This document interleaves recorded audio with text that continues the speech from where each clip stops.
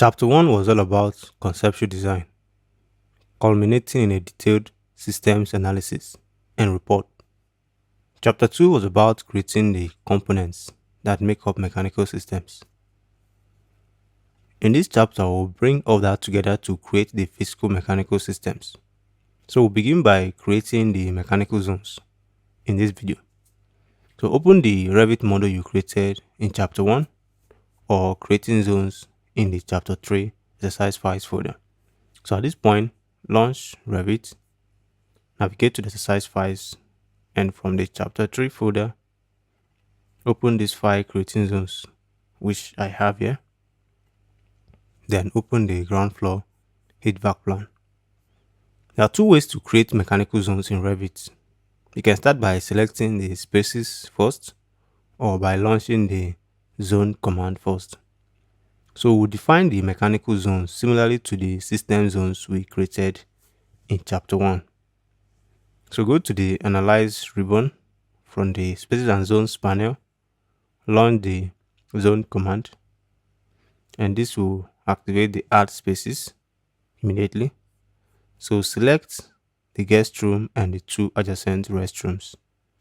Then from the Properties browser, name this 01-01-guest, then finish editing zone. Next, we'll select ante-room and stairhall/lobby. Then we'll go to the Analyze ribbon and click the zone command. I notice that this also creates a new zone. So that's the second method. And we'll name this 01-02-ante-lobby. So we'll repeat the process until we've created all the zones similar to the system zones we created earlier. So I'll quickly do that.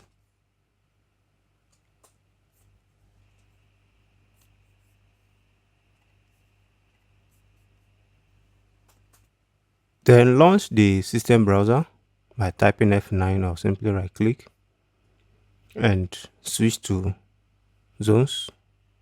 So here you will see all the spaces under their respective zones, and any space that is not under a zone will fall under default. So here you can find two balconies. We'll select both and set their condition type to unconditioned from the properties browser. So when you scroll down to energy analysis condition type, we'll switch this to unconditioned. So there are numerous parameters for spaces and zones from the properties browser. When you select a zone, you can set the service types and the core bypass of the equipment, of the zone equipment from here. So under the same energy analysis, you see the service type and you can see the core bypass. You can see some other information as well. So since we had set the service type as fan coil system from the energy settings, we will leave this as building for all the zones. Then for the spaces, when you select a space, you can also configure the airflow. So if you go to mechanical flow parameters, you can configure the airflow, and this can either be a specified value or you specify yourself, or it can be a value.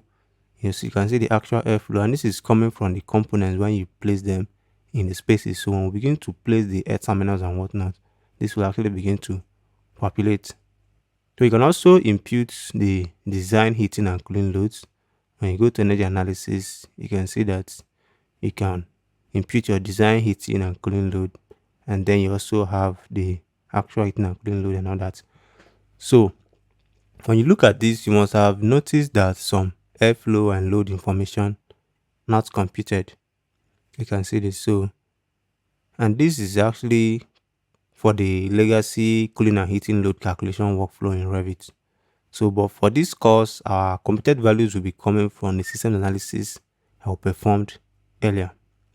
So to get started in that direction, we'll create a new space schedule. So when you scroll through the project browser to schedules, simply right click on this and create a new schedule and quantities for spaces. Then we'll select the following parameters.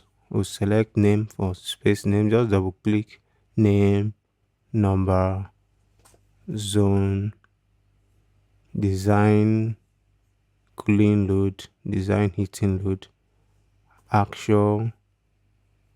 You have the actual cooling load and the actual heating load. Then you also have the specified supply and return airflow. You have the specified supply airflow, specify return airflow, and finally you have the actual supply and return airflow. So you have the actual supply airflow and actual return airflow.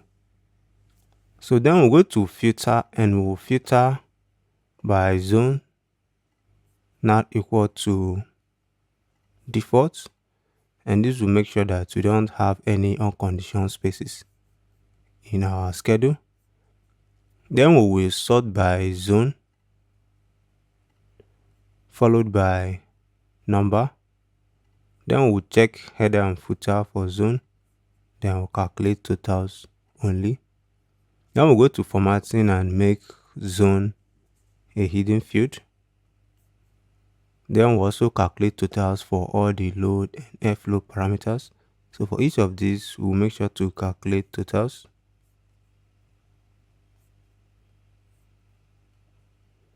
You might also want to go back here and check grand total as well. And we'll click OK to launch the schedule.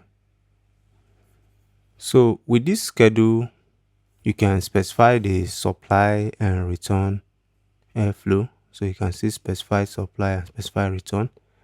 And you can also, while you're putting that, you're tracking the actual supply and actual return airflow. And also you can impute your design heating and design cooling load as well.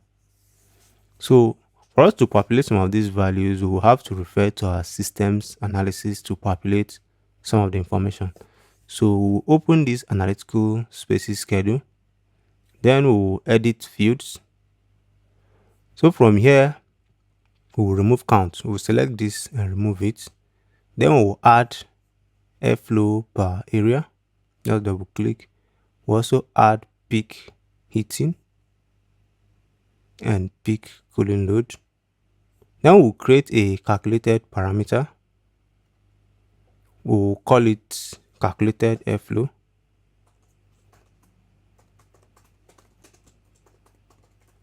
We'll set the discipline to HVAC and the type to airflow. For the formula, we will set it to airflow per area multiplied by area to give us the airflow. Then we'll click OK.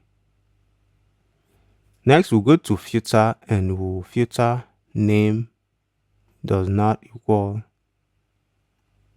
analytical spaces. And this will help us remove any unconditional analytical space from this schedule. Then we'll go to formatting and we'll hide area, volume, and airflow per area. Then we'll click OK to close the schedule. So you can see the more refined schedule that we'll have here. So as a final step, we will have to tile the two schedules together. Then we'll begin to transfer and populate the design, cooling and heating load, and also specify the supply and return airflow. So I'll close these extra tabs. Then I'll make sure to have just the two schedules open. Then I'll go to view here and tile the windows. So what I want to do now is for each of these spaces, we will use the calculated airflow as our specified supply and return airflow. And then for the peak cooling load, that will become our design cooling load. Peak heating load will become our design heating load. Of course, that will take a while. So for example, you can see the guest room here. If I come here, our calculated airflow is 283.3 liters per second. So I will come here and specify it for both supply and return. 238.3 liter per second. The same for, okay, this specify supply, specify return 238.3. So that is it for the airflow. And then for the cooling and heating, you can see design cooling. So this is for guest room. The design cooling will become the peak cooling, which is 2307 watts, and then the peak heating will be 2140. So that will take a while, but we'll do it for all the spaces because this is what we are transferring the values from the analytical spaces, which we used in chapter 1. Now we are moving into the physical systems, which is the focus of this chapter. So we'll do that for all the spaces, and when we're done, we would have configured these zones, and now we are ready. So at that point, we would have defined the mechanical zones for creating and analyzing the mechanical system. So in the following videos, we'll still configure some other system settings before we begin to model the systems proper.